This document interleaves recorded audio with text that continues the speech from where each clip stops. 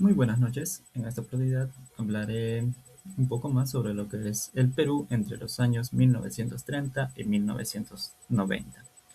Un poco del análisis histórico de los cambios, permanencias y su influencia en la conformación del país contemporáneo. Mi nombre es Brandon Luis Rosales Chihuala. Un gusto. En la introducción hablaré de que a pesar de la inercia del orden oligárquico de inicios del siglo, las profundas rupturas estructurales de las décadas de los 60 a los 80 dieron una transformación definitivamente al Perú. Mi postura ante todo eso es que en estos 60 años sepultaron el viejo orden oligárquico, el feudalismo, para dar un origen al Perú democráticamente más inclusivo, más personas podrían unirse, pero institucionalmente frágil, económicamente informal y socialmente mestizo. Para el desarrollo hablaremos en primer lugar de la línea del tiempo, partes específicas y rápidas de 1930 a 1948 empezó lo que es la caída de Leguía, el tercer militarismo y persecución de los movimientos de masas, como es el APLA. Desde el 48 al 68 empezó lo que es el oncenio de Odería, inicio de las migraciones masivas en todo el Perú, en las urbes y la industrialización incipiente. Del 68 al 80, el gobierno militar revolucionario también dio lo que es la reforma agraria y el quiebre definitivo del orden terrateniente. De los 80 a 90 ya empezó nuevamente lo que es, o continuó lo que es el retorno de la democracia, pero tristemente fue acosado por la hiperinflación y por debajo estaba entrando lo que son las violencias terroristas. Hablaremos ahora un poco sobre el aspecto político, las oligarquías versus las masas. El cambio más notorio es que se acabó la oligarquía. El poder de la élite agroexportadora y terrateniente se fue quebrando.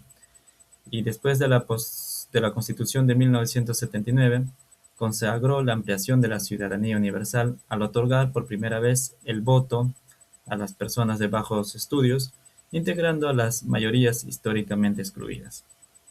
Mucha gente pudieron votar, mucha gente se pudo entrar a lo que es la política. Las permanencias, la fragilidad institucional.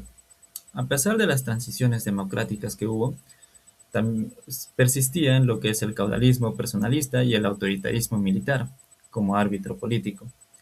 Este violento desgaste de los años 80 desmanteló el sistema de los partidos, heredando un sistema político altamente fragmentado, diferentes posturas, diferentes ideas, muy desfragmentado. En el aspecto económico, las rupturas y las crisis.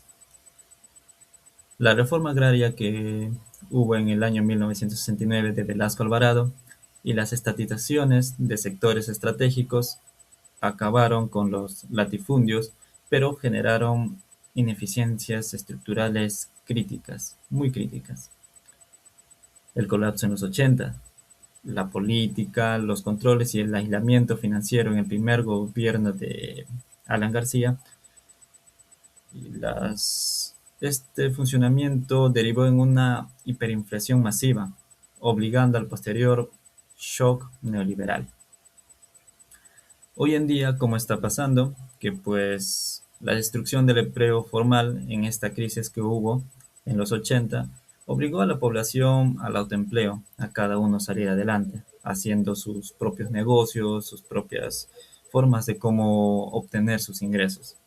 Esto dio origen al gigantesco sector informal que hoy en día sigue en el Perú. El aspecto social, el desborde popular que hubo. Con el colapso del gamonalismo, el fin del sistema feudal de haciendas liberó la fuerza demográfica andina. Las familias por fin se sentían más libres, más tranquilas de poder migrar hacia las costas, principalmente hacia la capital. Tristemente que esto fue de forma masiva. Muchas personas empezaron a migrar a las costas, en especialmente a Lima. Pues la crisis agraria y el conflicto armado interno, como los movimientos terroristas, pues aceleraron este desplazamiento forzado en los 80, poblando las periferias desérticas, como ya mencionamos antes. Las herencias de las barriadas, las invasiones y los asentamientos se convirtieron en los distritos dinámicos y también emprendedores de hoy en día, como son Lima Norte o Lima Este.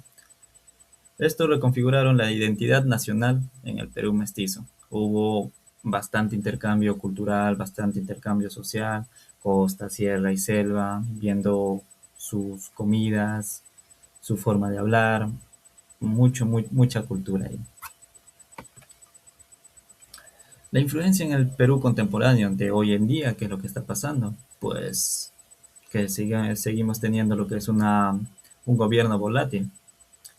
Las desintegraciones partidarias de fines de los 80, pues dio una desconfianza sistemática e hizo que haya una volatilidad electoral. Ahora la doble realidad económica, pues que con lo que pasó en esas crisis, la macroeconomía es una tasa informal del 70%, que curiosamente sirve como colchón en la supervivencia social. Las emergencias populares, ¿no? La cultura chicha, más que nada en la costa, el emprendimiento popular y la transformación de la gastronomía nacional son triunfos directos de la descentralización social y el mestizaje, de todo ese intercambio cultural que hubo y que aún sigue habiendo. Bueno, en conclusión, en tema social, en la inclusión, hablando de la oligarquía que al quebrarse, el terrateniente, pues esto liquidó las relaciones de servidumbres semifeudales, dando paso a la democracia de la ciudadanía e integrando de manera irreversible al Perú andino al escenario nacional, donde todos podían hacer uso de su voto. Los pasivos institucionales, también se puede llegar que la constante interrupción de las autoridades y las crisis del periodo impidieron consolidar instituciones estatales sólidas, los empleos, y esto dio origen a la actual fragilidad democrática y desconfianza de la ciudadanía. También podemos concluir que el Perú contemporáneo heredó bastante de lo que es la estabilidad macroeconómica, fruto del pánico, ¿no? Al repetir esta catástrofe de los 80, pero amparado en una informalidad socialmente precaria que es vital hoy en día. El pasado sirve para poder observar, para poder tener en mente todo lo que pasó y no volver a cometer esos mismos errores. Pensar en el futuro y seguir creciendo, todos como unidos en este país. Eso sería todo en esta ocasión. Gracias.